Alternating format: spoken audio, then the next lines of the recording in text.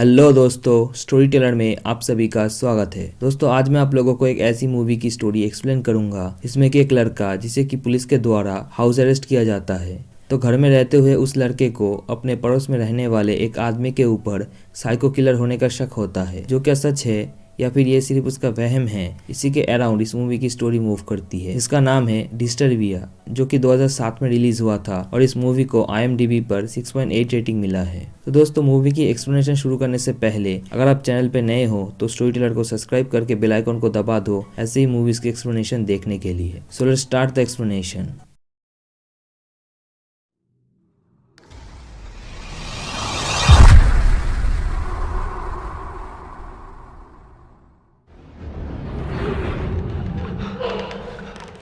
Movie के start में हम केल नाम के एक टीनेजर लड़के को देखते हैं जो कि अपने डैड के साथ हॉलीडे पे फिशिंग कर रहा था। जिसके बाद जब वो दोनों घर वापस आ रहे थे तो अचानक से रास्ते पे उनके कार का एक्सीडेंट हो जाता है, जिससे केल तो बच जाता है पर उसके डैड का वहीं पे मौत हो जाता है। जिसके बाद सीन 1 साल बाद पे शिफ्ट होता है जहाँ पे केल अपने क्लास पे सो रहा था, जिस वजह से उसका क्लास टीचर उसका मजाक उड़ाते हुए ये कहता है कि अगर तुम्हारे डैड को ये पता चलता तो उसे कितना बुरा लगता। जो सुन के केल काफी गुस्सा हो जाता है और वो अपने टीचर को एक मुक्का मार देता है, जिस वजह से उसका टीचर उस पर लीगल स्टेप लेता है। पर उसका एज 18 साल से कम होने के कारण कोर्ट में उसे सजा के तौर पर 3 महीने का हाउस अरेस्ट दिया जाता है, जहाँ पे उसके पैर पे ankle monitor with sensor machine लगा दिया जाता है, जो कि उसके पैर में 3 महीने तक लगा रहेगा। जिस बीच अगर वो अपने घर से 100 मीटर के दूरी को भी क्रॉस करेगा तो उस मॉनिटर के सेंसर के चलते उस मशीन का ग्रीन लाइट रेड हो जाएगा और पुलिस को अलार्म के थ्रू ये पता चल जाएगा कि केल घर से बाहर निकला है। तो इसके बाद घर में बंद हुए केल को 2 दिन बीत जाता है, जिस बीच केल की मॉम जूली उसके गेमिंग कनेक्शन और इंटरनेट बंद कर देती है,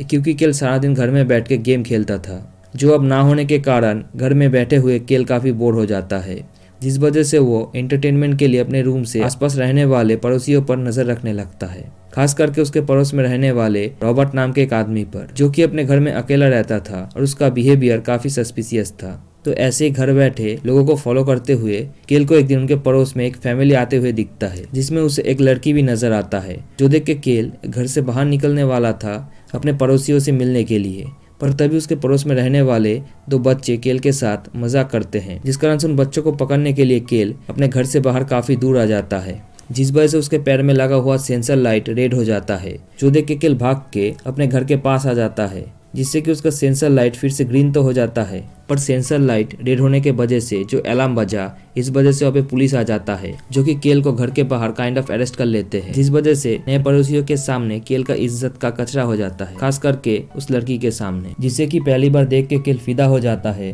पर वो अपने हाउस अरेस्ट के चलते उस लड़की से ना ही मिल सकता था, ना ही घर के बाहर 100 मीटर से ज्यादा जा सकता था, इसलिए वो अपने घर के बाहर 100 मीटर तक के रेंज में एक रस्सी से घेरा बना देता है, जिससे कि वो गलती से 100 मीटर से ज्यादा क्रॉस ना कर सके। जिसके बाद अगले दिन केल उस लड़की से अपने घर के बाहर मिलता है, जहाँ पे उसे उस लड़की का नाम पता चलता है, जो था एशली। तो इसके बाद से ही केल अपने रूम के खिड़की में से उस लड़की को रोज देखने लगता है, जिस बारे में वो अपने दोस्त रॉनी को भी बताता है, जो कि केल से मिलने के लिए उसके घर में आया करता है। इसके बाद उस दिन शाम को जब केल न्यूज देखता है तो उसमें कुछ टाइम से शहर में रहस्यमय तरीकों से लड़कियों के गायब होने की बात कहा जा रहा था, जिनमें से एक लड़की हाल ही में गायब हुई थी, जिसे कि कुछ लोगों ने आखिरी बार 1960 की मॉडल मस्टैंग में बैठते हुए देखा था, जिस कार के बाएं तरफ स्क्रैच का निशान था। जो सुनने के बाद रात को जब केल अपने रूम में सो रहा था तो उसे अचानक से एक कार का आवाज सुनाई देता है, जो कि मस्टैंग का ही था। तो वो अपने खिड़की से आके चेक करता है, जहाँ पे उसे उस मस्टैंग का ओनर के तौर पे अपने पड़ोसी रॉबर्ट नजर आता है, जो कि अपने कार में से 2 बड़े पॉलीथीन निकाल के अपने गैराज में रख रहा था। पर इससे बड़ा अजीब बात यह था कि न्यूज में बताया गया मस्टैंग के जिस साइड पे स्क्रैचेस का निशान था, उसी सेम साइड पे रॉबर्ट के मस्टैंग में भी स्क्रैचेस था, जो देख के केल को अब यह शक होने लगता है कि शहर में लड़कियों के गायब होने के पीछे कहीं न कहीं रॉबर्ट का हाथ है, जिस बारे में केल रॉनी को भी बताता है।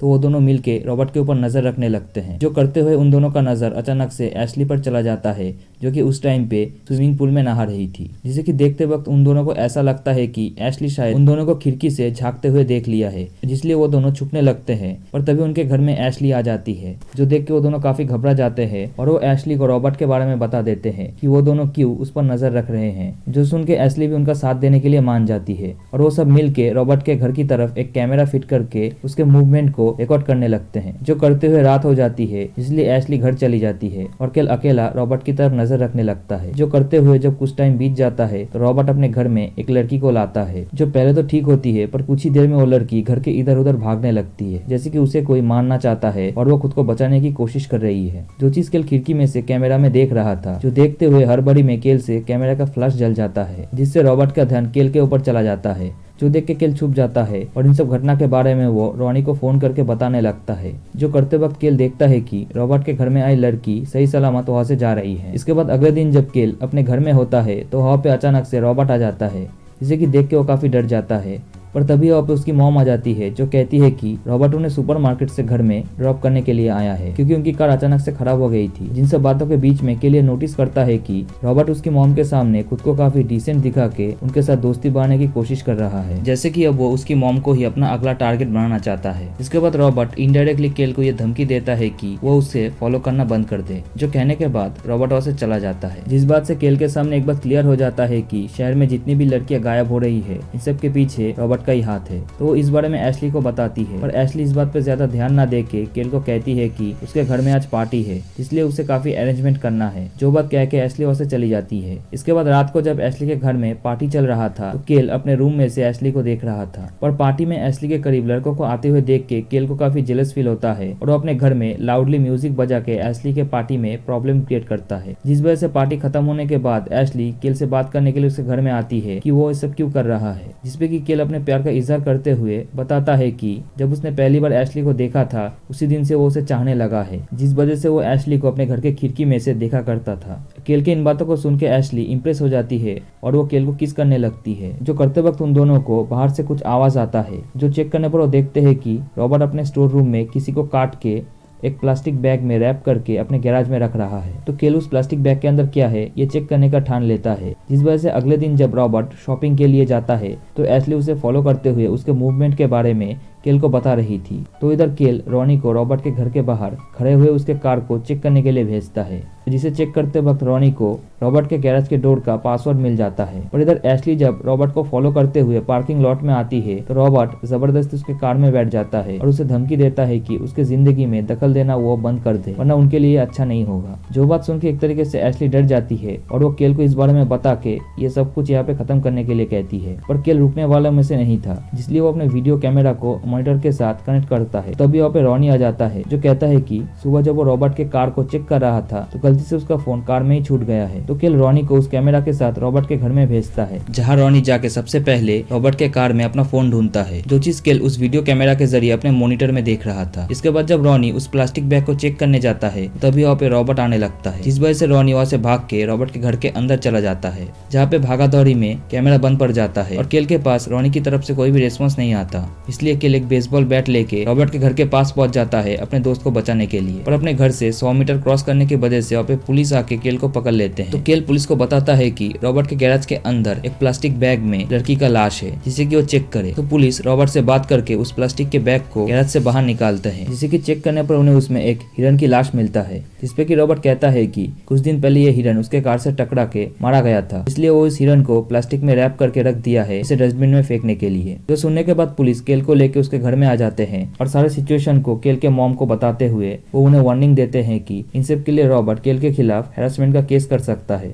जिसलिए हो सके तो वो रॉबर्ट से जाके माफी मांग के इस सिचुएशन को खत्म कर दे। जो बात कह के पुलिस वहां से चली जाती है, जिसके बाद केल की मॉम उसी टाइम रॉबर्ट से बात करने के लिए उसके घर में जाती है, जिस चीज को केल अपने रूम में से देख रहा था। तो तभी वहाँ पे रॉनी आ जाता है, जिसे कि देख के केल थोड़ा चौंक जाता है। जिसपे कि रॉनी कहता है कि जब पुलिस आके केल को रॉबर्ट के घर के बाहर से पकड़ा तो तभी बाहर हो रहे शोर शराबे के कारण रॉबर्ट का ध्यान बाहर की तरफ चला गया, जिस मौके का फायदा उठा के रॉनी वहां से भाग निकला। जो बात कह के वो केल को वीडियो कैमरा देता है, इसके फुटेज को केल चेक करने लगता है। तो इधर जब केल की मॉम जूली रॉबर्ट से बात कर रही थी तो तभी रॉबर्ट जूली के ऊपर हमला करके उसे बेहोश कर देता है। तो इस बीच फुटेज चेक करते हुए केल को भी रॉबर्ट के घर में एक औरत का लाश रैप के हुआ नजर आता है, जो कि रैंडमली कैमरा में कैप्चर हुआ था। जो चीज देखने के बाद केल कुछ स्टेप लेता इससे पहले ही रॉबर्ट केल के घर में आ जाता है, जो कि सबसे पहले रॉनी पर हमला करता है और फिर वो केल को भी मारने की कोशिश करता है, जिससे कि केल किसी तरीके से बच के भागने की कोशिश करता है, पर रॉबर्ट उसे पकड़ के बांध देता है और वो उसे मारता इससे पहले ही वहाँ पे एशली केल को ढूंढते हुए आ जाती है, जिसकी मदद से केल रॉबर्ट पर हमला करता है और खुद खुद को किसी तरीके से छुड़ा के